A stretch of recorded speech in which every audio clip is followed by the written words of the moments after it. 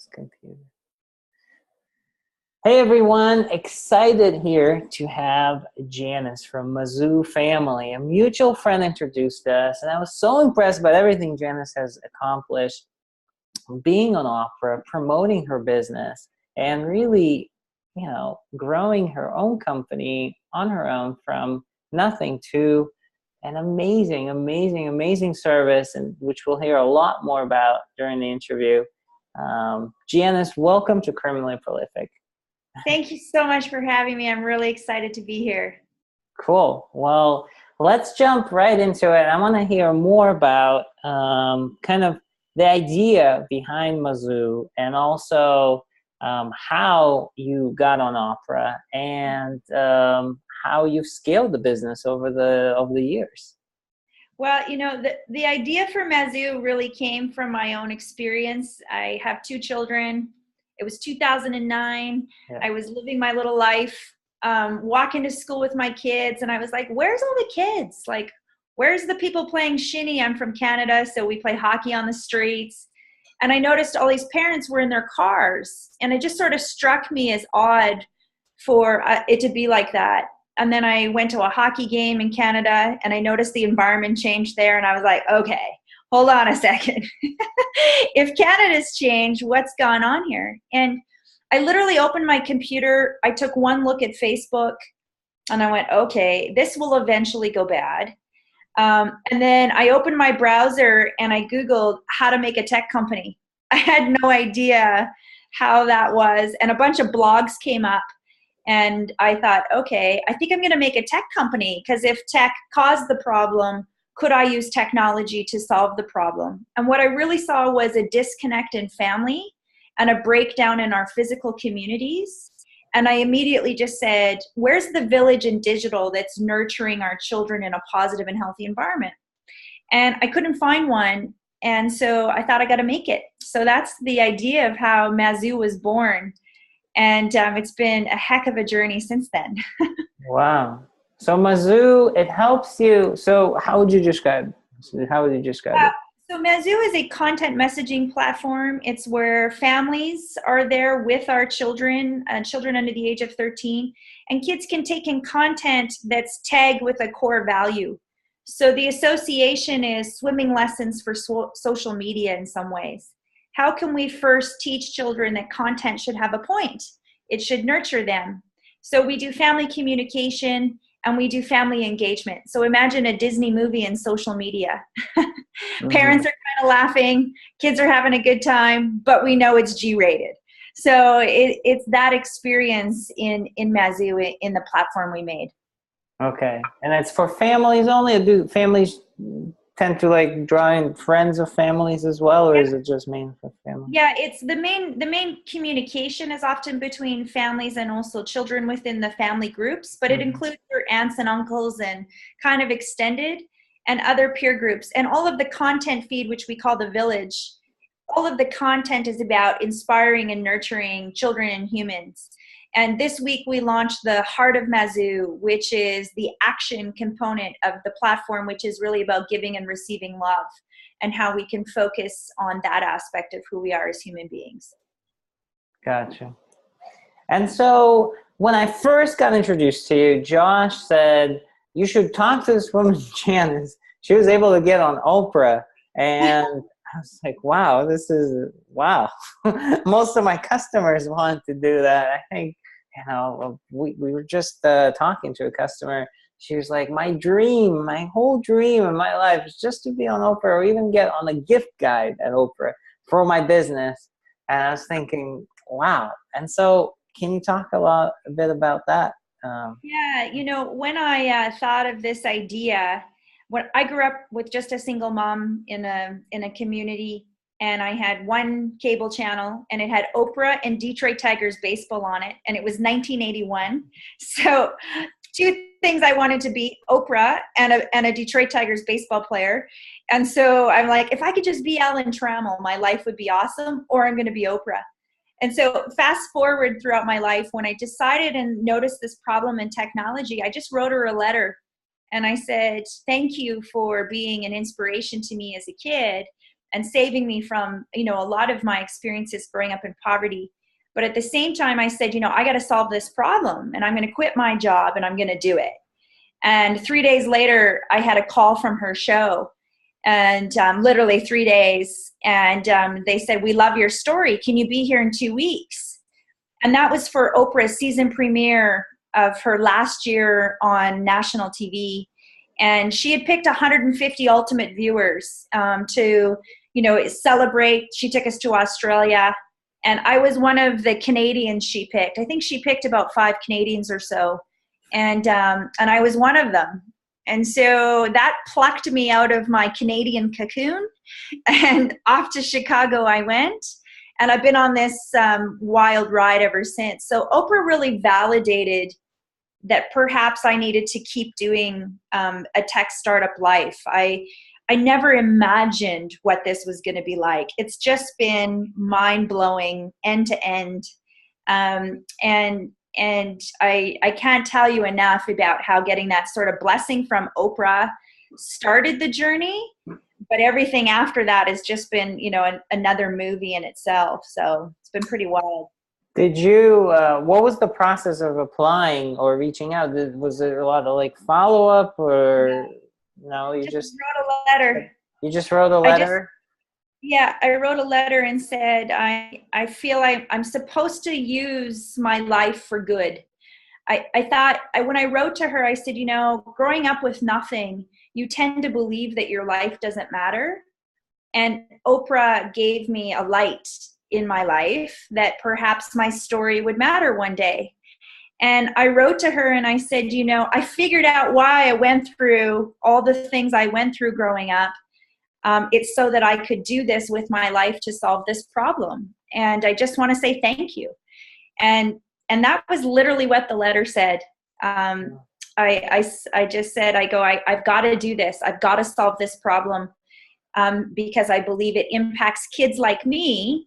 As a kid in the 80s, you know, I was raised by a village of families from all over the world who fed me and checked in on me because my mom worked 3 jobs. And I said, when I looked at digital and particularly social media, I'm like, where's the village? You know, the parents on the same team caring about these kids when moms and dads are working all the time. And so I just knew that my life mattered, and I wanted her to know that I was thankful for her education. Wow. And so you contact us? Like, you use the contact us? Yeah. Wow. Crazy. I literally did contact us, and I just said thank you in the subject line. And you know, it was so funny. 3 days later, when my phone rang and it says Chicago, I was with my best friend in the world whose mom had raised me. And I said, won't this be funny if it's Oprah? And she said, well, you better answer. So I pick up the phone and I get, hi, this is blah, blah, blah from the Oprah Winfrey Show, and we really loved your letter. I was like, I looked at my best friend, Mona, and I'm like, Mona, did you set this up? No, I didn't even believe it was real. And then they say, we want you to come to the show. Well, I'd never been to Chicago before. So I'm in Canada, a place called Saskatchewan.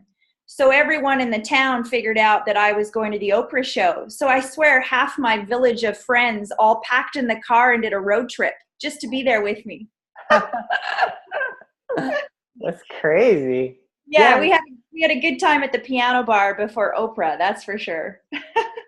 Wow. And so you do this show, you come back, and you got to keep going. You got to keep building your product, I guess, right? Because you got all this exposure. And what's next after that? You just go, like, you start building the product, hiring people, trying to find funding. Yeah, I really did. You know, so my education was psychology. And when I was in university, I wrote my honors thesis on women and self-esteem. So my first hypothesis in my tech startup world was, I'm going to create a website where women have to be nice to each other. And my best friend Mona is like, oh, well, that's not going to work.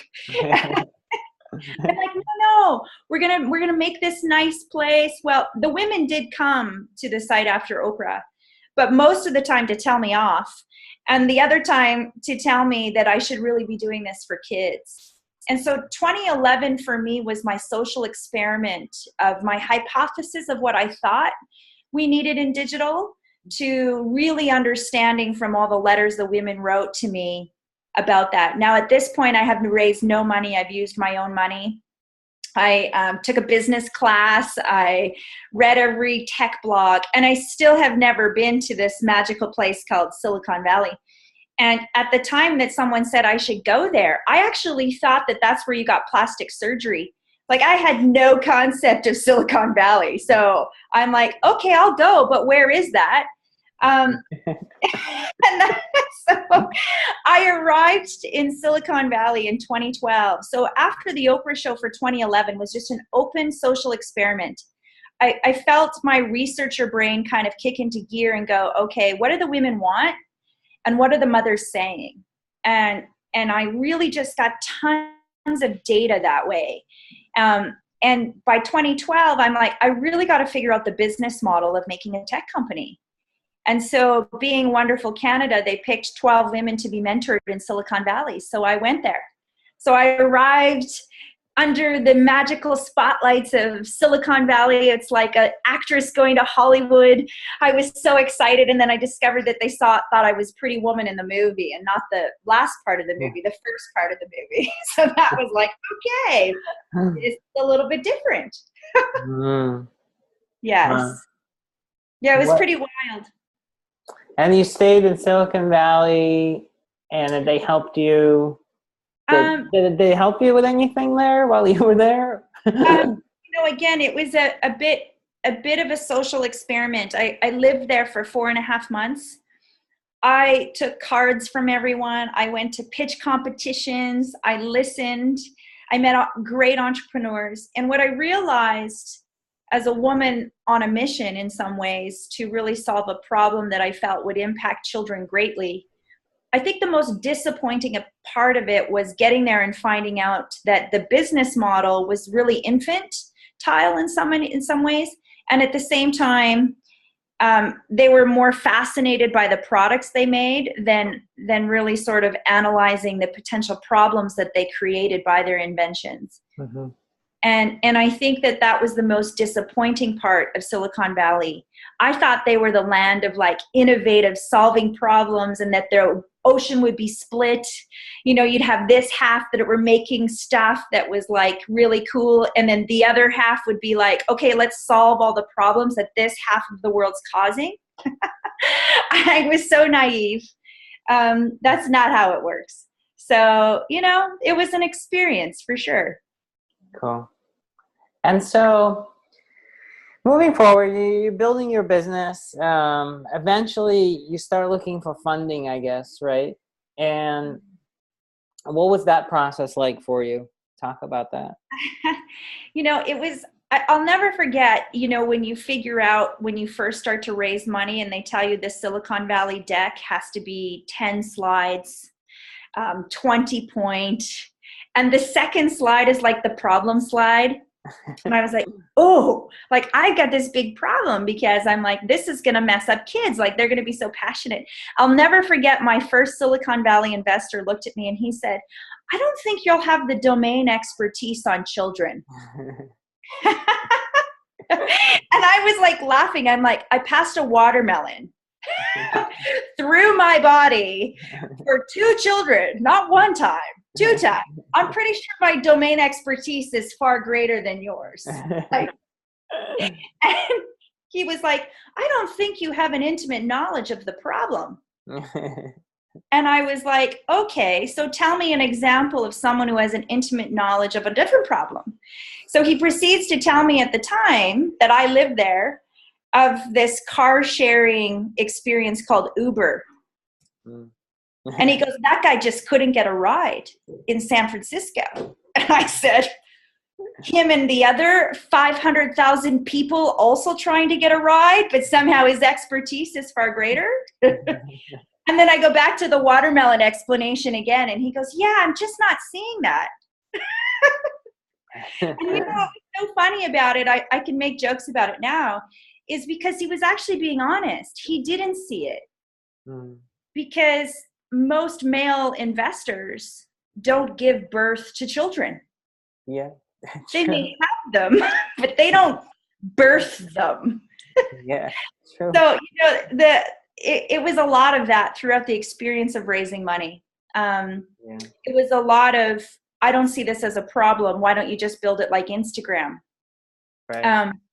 So there was a lot of things like that. Now, that being said, on the positive side, there was some amazingly cool people I met too, that really did guide the process.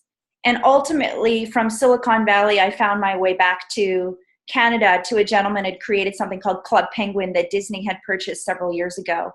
And so I found a resting place in the midst of technology. And here in the Okanagan and Kelowna, it's really a burgeoning tech sector in so many ways. And there's a supportive group of entrepreneurs here and former tech entrepreneurs that are really keen about solving problems. And that sort of nurtured environment really helped me get to the level I'm at now. So, but the funding was hilarious.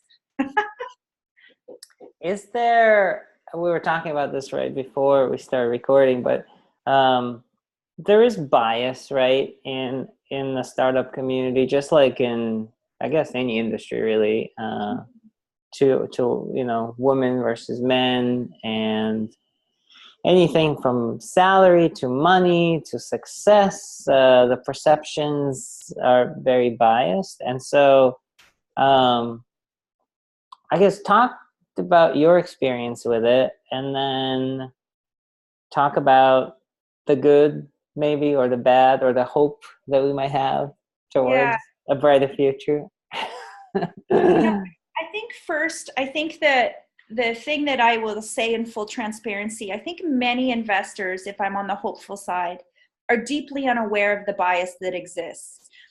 I don't think they're always intentionally biased. I think that they've been raised in a culture that has really, cultivated a portion of their brain that says that that's the truth. And I think there's a lot of really caring, great male investors kind of awakening, going, oh my gosh, I have one.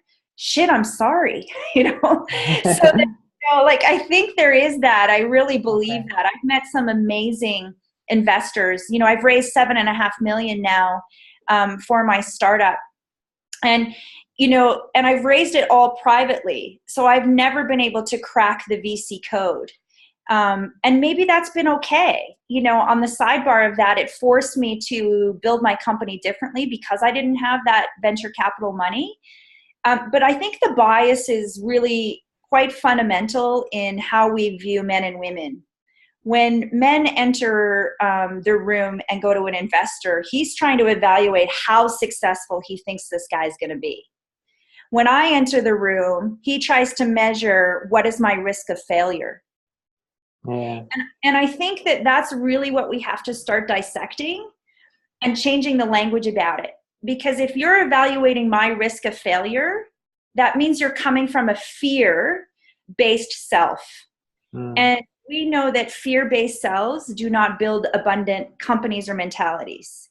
But when a VC is looking at a male and is evaluating whether he's going to be successful, he's in his hopeful state. He's in his man, this is going to be a visionary. And for some reason, we've really sort of looked at males who build tech companies as these visionaries.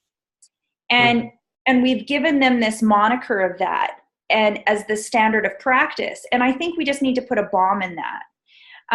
And if I'm being totally frank, just because something is popular by billions of people doesn't necessarily make you a visionary.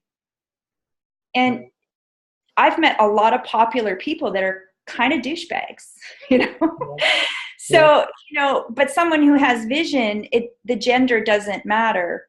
And I think we need to really talk about this risk versus success, because it actually comes from fear versus love as well within our being, and abundance versus scarcity. And if you evaluate women from your scarcity part of your being and your mind, you're not giving us a fair shot. Right. And that's really the conversion that needs to happen.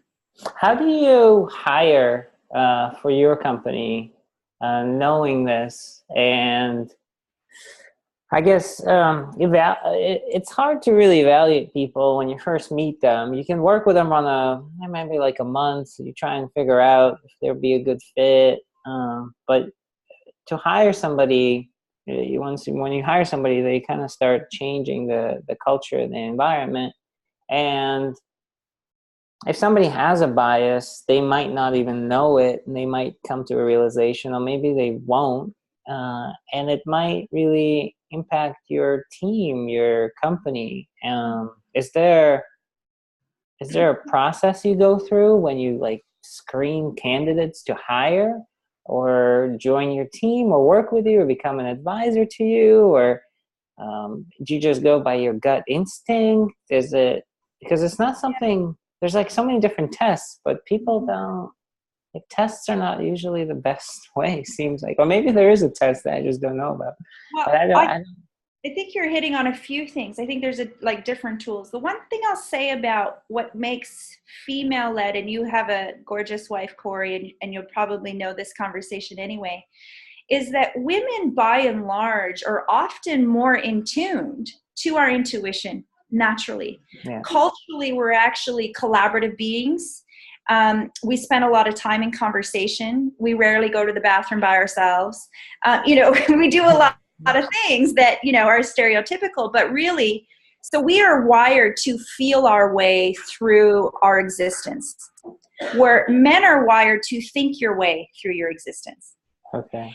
And your thinking brain is your logic, but that's also where your ego is very active. Okay. And in our feeling beings, we're very intuitive. So with my staff, I'm the final screen. When we put a team together, it goes through other people. I'm the last. And my evaluation always is about, do I believe they're operating from their ego or their spirit? And I almost know instantaneously within about 2 sentences which place they're operating from. And I rarely hire ego-based beings. And the reason why is that when we are operating from the love portion or the spirit portion of our beings, we're very purpose-driven. And when people are purpose-driven versus logic-driven, the purpose and their motivation is the greater motivator out of all of our parts of our anatomy. And we know that from a book called, Daniel Pink wrote a book called Drive. And I always try to evaluate of every single team member if they believe in our mission, and do they have a sense of purpose for their life? Do they understand that their life is bigger than themselves? Mm-hmm. And at Mazu, pretty much everyone here, I'd say almost 99.9%, if not 100% of the entire team here at Mazu, they believe in a purpose greater than themselves. Okay. And that fuel is way more powerful than a guy that can logically put through the most magnificent algorithm. Right. Now that's well said.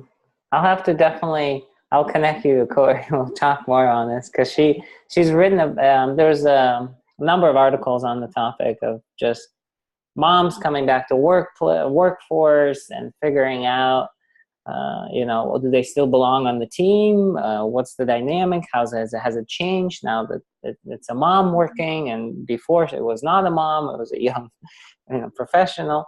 And she's talked a lot about this topic a lot.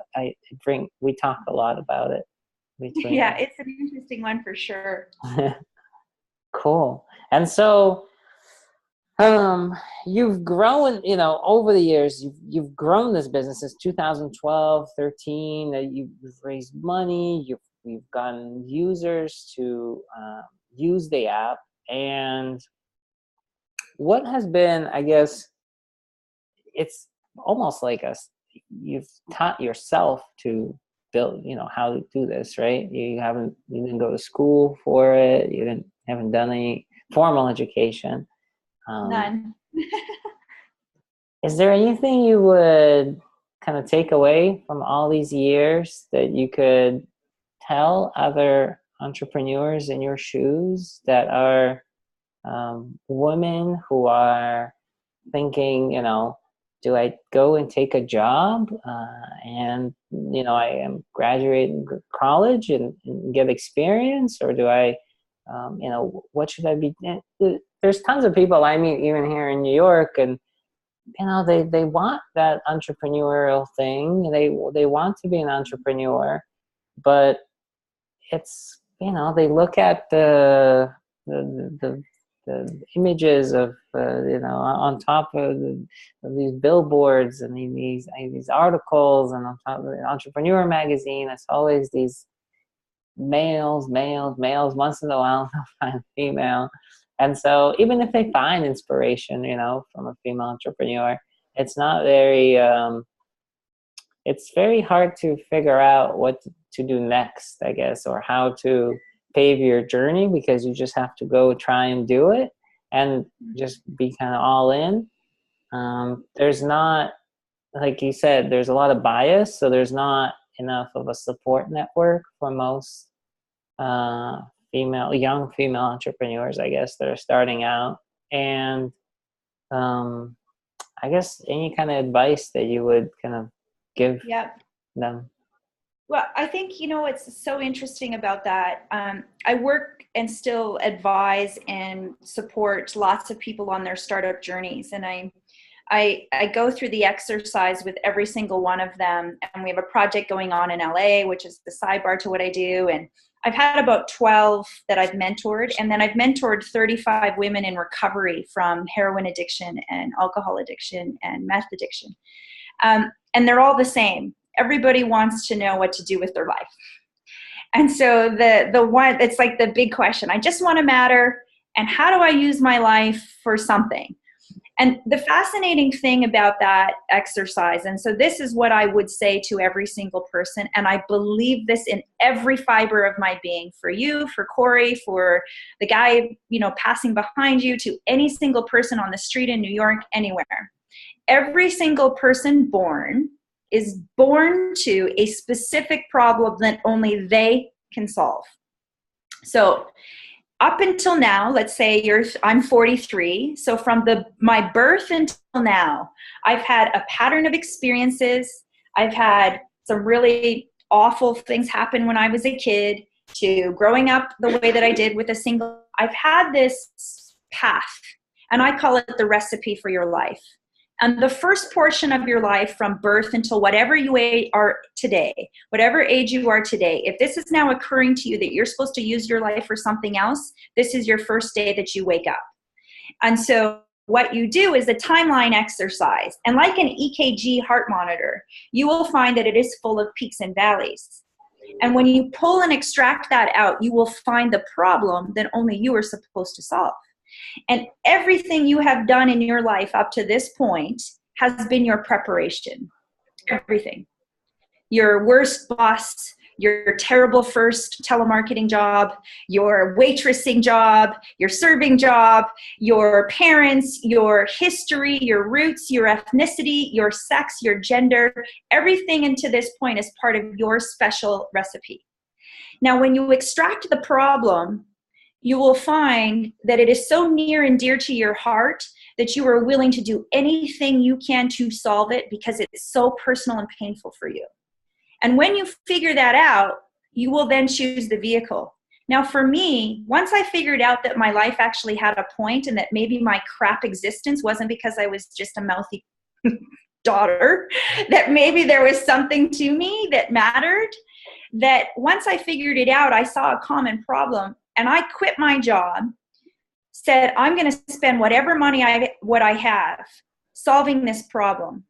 And I literally have been on this thankless journey in some cases, this grind in this startup existence, because I believe so inherently that I'm supposed to solve this problem.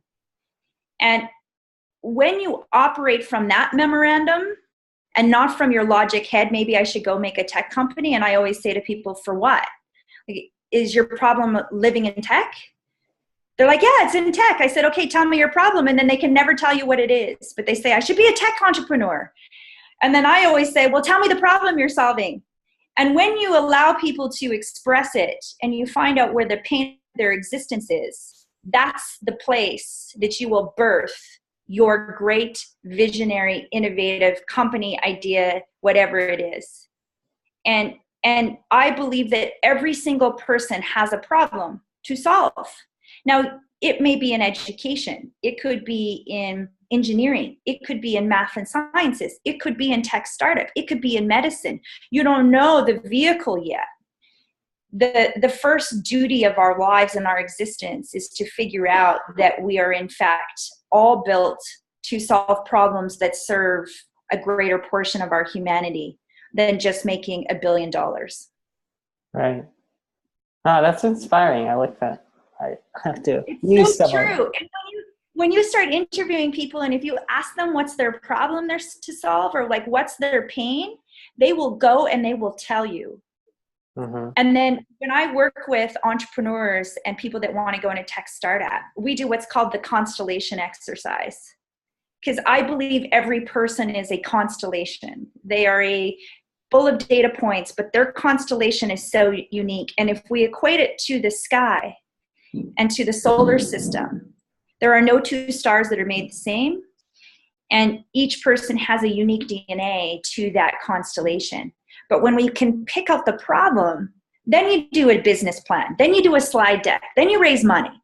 But don't do any of that until you figured out what your constellation is.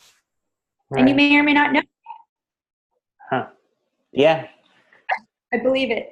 Well, I think this is a great way to kind of sum everything up that we chatted about.